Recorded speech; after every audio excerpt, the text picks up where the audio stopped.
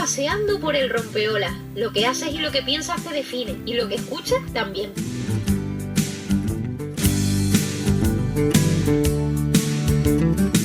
Bueno, pues vamos a arrancar con la primera entrevista de la mañana. Al otro lado tengo a Antonio Macías. Él es catedrático de Historia, área económica de la Universidad de La Laguna, y hay unas experiencias y unos estudios muy importantes. Vamos a hablar de un libro, de su libro, que lleva por título Los aborígenes canarios, 3 milenios de historia, donde pone sobre la mesa una serie de historias y una serie de datos tremendamente importantes que yo creo que de alguna manera pues llegan a poner el foco en otro tipo de cosas a las que habitualmente habíamos estado acostumbrados. Vamos a hablar y a conversar con él un ratito a ver qué nos cuenta. Antonio, muy buenos días. Buenos días. Buenos días. Antonio, estaba comentando yo, viendo aquí algunos titulares de que habías comentado o que habías comentado a la prensa acerca de que muchas veces todo lo que se ha dicho de nosotros, no sé si es aborigen canario o indígena canario, no sé exactamente qué término es el adecuado, ha sido un desprecio a su cultura. Sí, bueno, el problema fundamental tiene un primer punto de partida, y es que el archipiélago no pudo poblarse, es decir, entendiendo por poblador aquel que llega con las manos vacías, ¿no? Es decir, el archipiélago no tiene ningún recurso natural que garantice la subsistencia de pobladores, cazadores-recolectores, de pobladores prehistóricos, sino que el archipiélago se colonizó. Y por lo tanto, al colonizarse, significa que los que vinieron trajeron el stock de capital, me refiero al capital necesario, animales, semillas, en fin, para poder ocupar con éxito el archipiélago, porque de lo contrario su supervivencia era nula. Por consiguiente, en cualquier proceso que examinemos de nuestro mundo aborigen, yo prefiero llamarles aborígenes, en cualquier proceso que se estudie, tiene que ponerse el foco inicialmente o priorizar la cultura colonizadora de nuestros primeros colonos. Eso es prioritario. Por consiguiente, ¿por qué es prioritario? Porque si nosotros examinamos el stock de capital que se trajo, podemos saber perfectamente cuál era su ámbito de procedencia, su área de procedencia.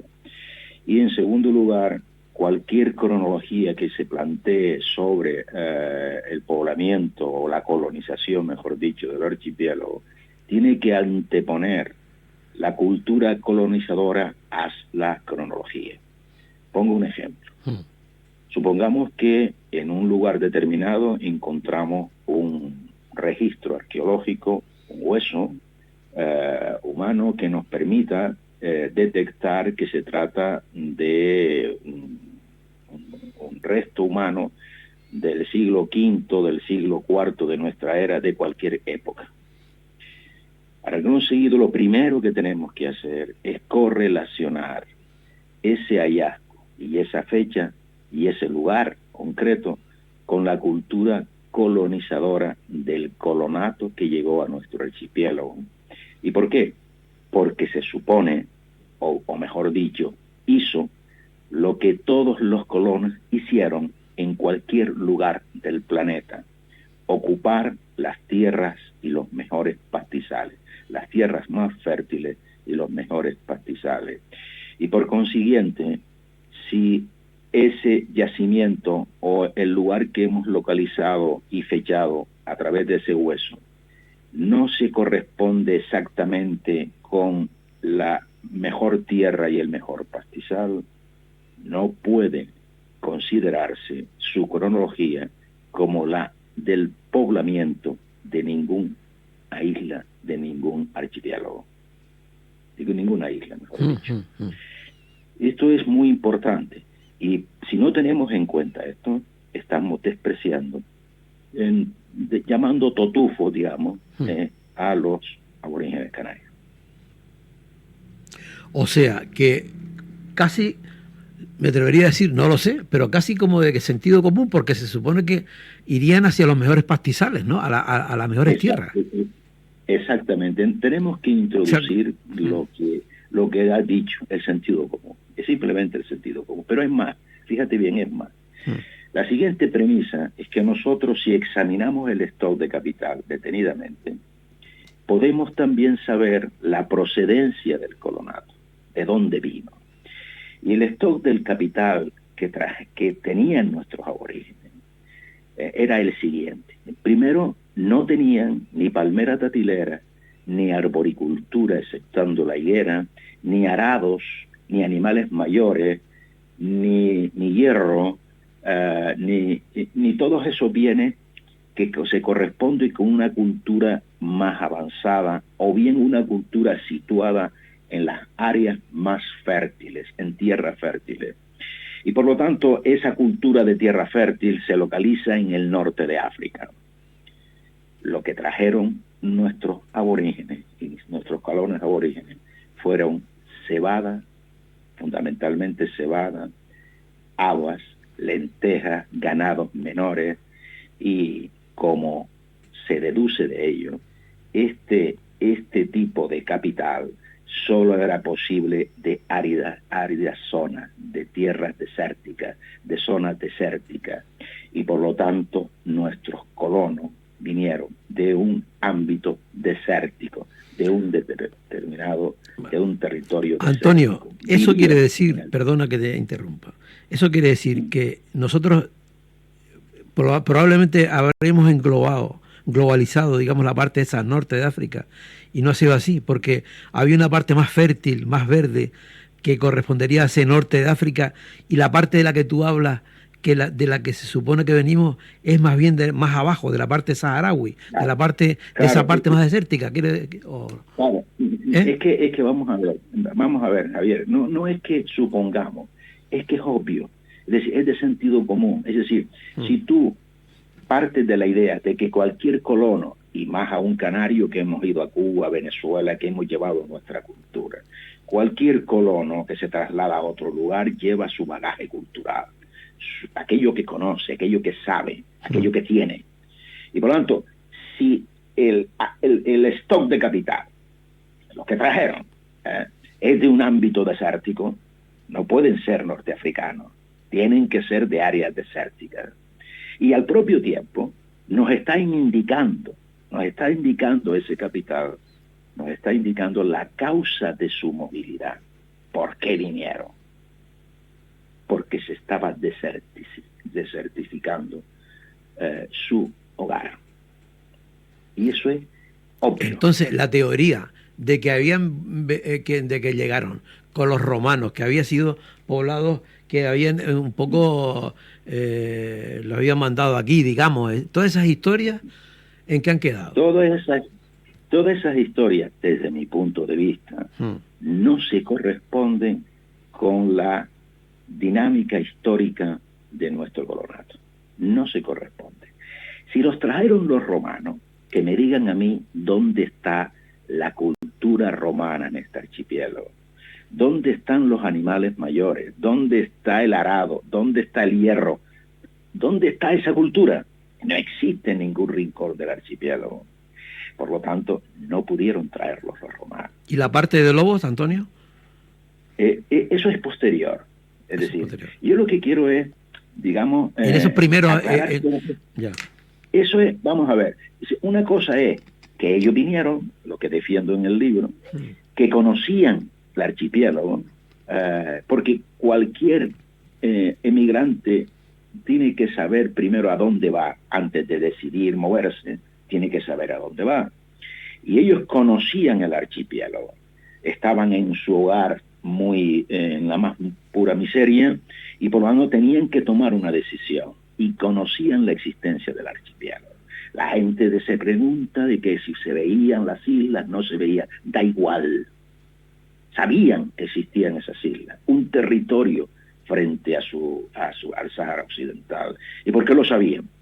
Pues como lo supieron todos los pobladores del Pacífico, gracias a las aves migratorias que cruzan el canal canario africano, que van y vienen todos los años, y por lo tanto sabían que allá había agua y que allá había tierra.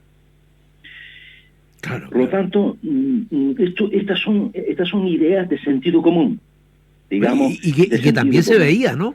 Porque desde Fuerteventura se ve.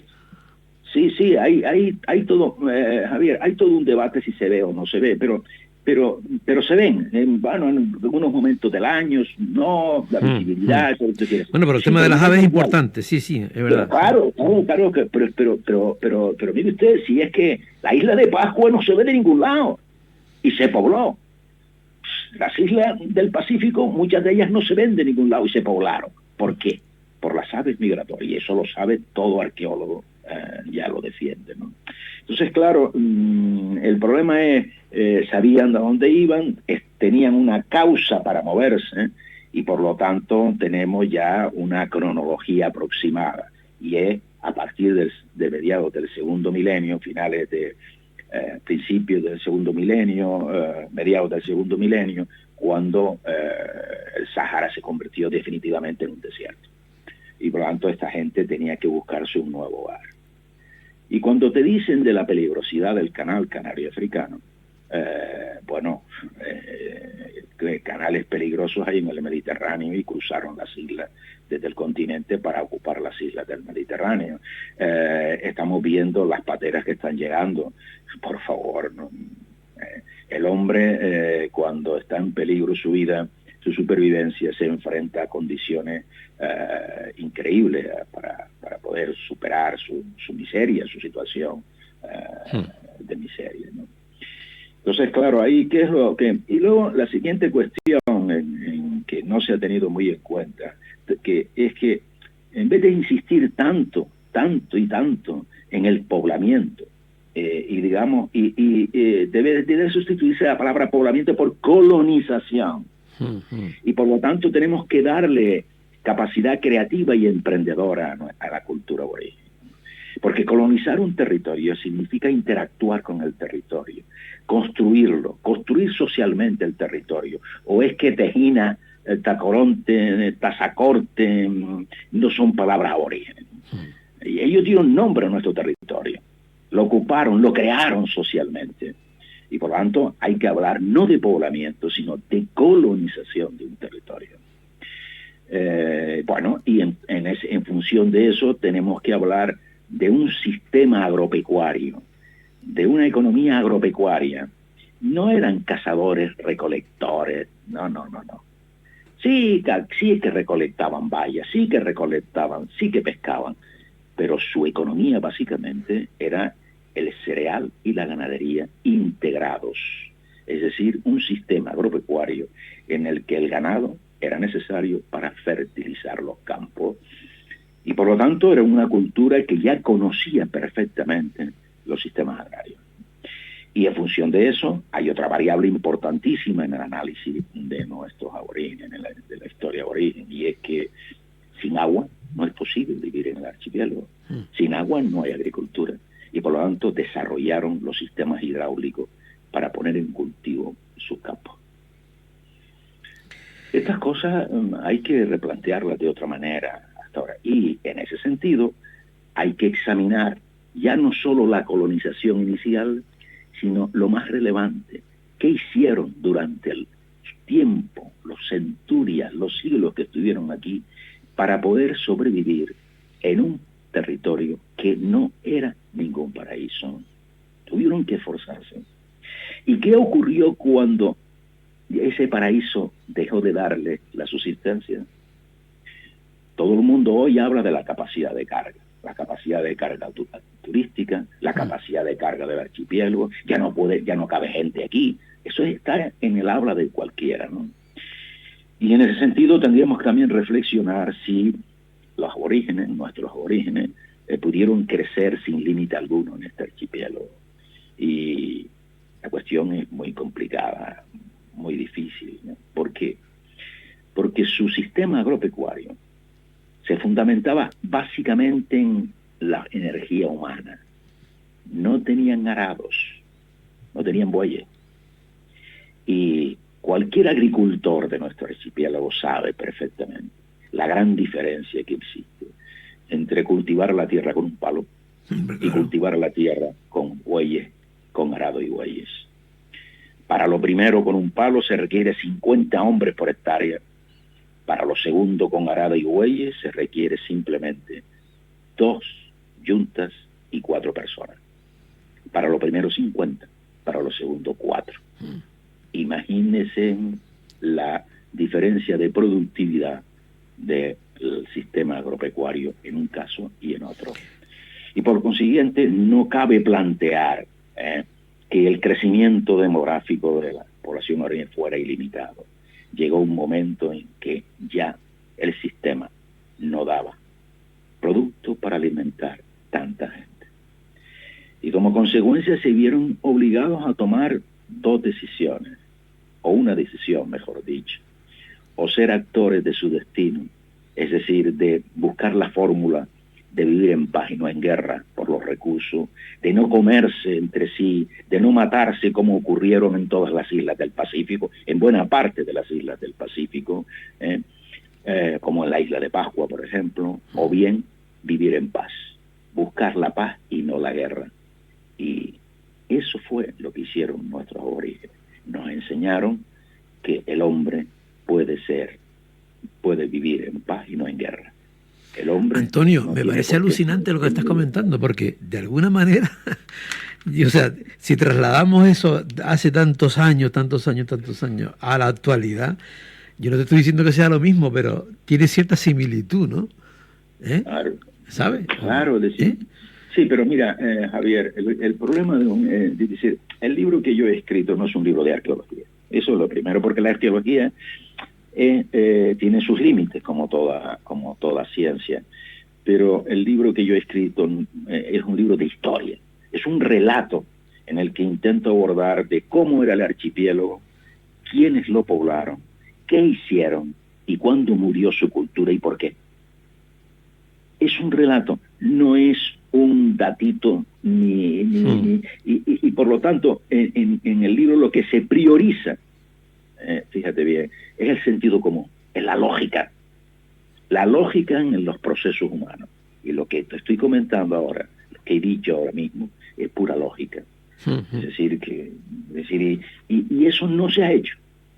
Y por lo tanto... ¿Y por qué no se ha hecho eso, Antonio? ¿Por qué no se ha hecho? ¿Por qué no sabemos nada? Hablamos, por ejemplo, de un montón de cosas, que si no sabían navegar, que si venía... Otra de las cosas importantes también, el hecho de que no vinieran como esclavos, sino que fuera una colonización pura y dura. Claro, es decir, que no sabían navegar, por ejemplo, el tema de no sabían navegar. Y resulta extraño que la gente no se dé cuenta de lo que se llama el silencio arqueológico. Es un abuso constante, es decir, no sabían navegar y la pregunta es ¿por qué? Y la respuesta de todos los arqueólogos es porque no hemos encontrado un artilugio náutico en los yacimientos canarios. Y lo correcto sería, diga usted, que ignora si sabían o no navegar, no que no navegaban. Es lo que da el silencio arqueológico, la ausencia del dato arqueológico, lo único que demuestra es nuestra ignorancia, pero no la del aborigen. ¿Me explico correctamente? Es decir, que la gente sí, que no haya aparecido no quiere decir que no supiera, quiere decir, o cómo es el tema. Exactamente, que no ha aparecido no significa que ellos no supieran, sino que usted lo desconoce, que usted no lo ha encontrado, punto. Pero de ahí no puede usted deducir que no navegaban, cuando además hay testimonio de sobra para afirmar que navegaban entre las islas. ¿Me comprendes? Hay pero muchísimos testimonios de que navegaban perfectamente entre las islas. Podría ser entonces el único caso, en caso de que no fuera así, de que alguien de población, etcétera, que tuviese que ver con islas, no supieran navegar a nivel mundial, digo yo, ¿no? Claro, es decir, claro, mira, por la respuesta del millón. En las islas del Mediterráneo, Córcega, Sicilia, las Baleares, todas las islas del Mediterráneo, pequeñas y grandes, se poblaron. Se poblaron en el 8000 a.C. Y no se ha encontrado en ninguna un artilugio náutico. Y todos los arqueólogos dicen que se poblaron. ¿Y por qué esa sí se da por hecho y esta no? Pues simplemente porque se supone que el indígena es un totufo. claro. Ya. Es decir, hay una idea preconcebida, ¿eh? de que los aborígenes no sabían navegar. Y esa idea se remonta en el autor que la defendió en su momento y que seguimos repitiéndolo, fue Viera y Clavijo. Los aborígenes no sabían, no iban de una punta a la otra de la isla. Eso es lo que decía Viera y Clavijo, sin ningún documento que lo demuestre. Antonio, damos por hecho, por ejemplo, que una cosa como esta, que por ejemplo, ¿no? Damos por hecho que una frase como esa, por ejemplo, sienta cátedra, y a partir de ahí empezamos a crear cosas que a lo mejor eso es falso. Ese planteamiento inicial. Claro, es decir, que tú como, si en pura lógica tú dices, oiga, mire, usted está montando un edificio sobre un cimiento, la premisa de que no navegaban sobre un cimiento que es falso, que no se ha demostrado, con lo cual todo el edificio se va abajo. Todo lo que usted diga a partir de esa premisa es falso. Es decir, es que es terrible, es terrible cuando se plantean estas cosas, ¿no? Es decir, o por ejemplo, lo que te acabo de comentar, las cronologías. Oiga, mire usted, la cronología tiene usted que relacionarla con la cultura del colono. ¿Por qué? Porque entonces me está diciendo usted a mí que la isla X se pobló en el siglo VI a partir de un yacimiento que está situado en un área que desde el punto de vista de la cultura aborigen es un área muy marginal. ¿Dónde están los yacimientos mejores de nuestras islas? Los yacimientos arqueológicos. Están ocupados por los europeos, fueron ocupados por los europeos. Las tierras más fértiles del archipiélago las ocuparon los aborígenes. Las tierras más fértiles del archipiélago las ocuparon los europeos. Y por lo tanto están destruidos los mejores yacimientos. Y lo que encontramos es una cueva en el Quinto Grado. Y a partir de esa cueva pretendemos, digamos, identificar la cultura aborigen. Oiga, miren, parece que es un poco forzado, ¿eh?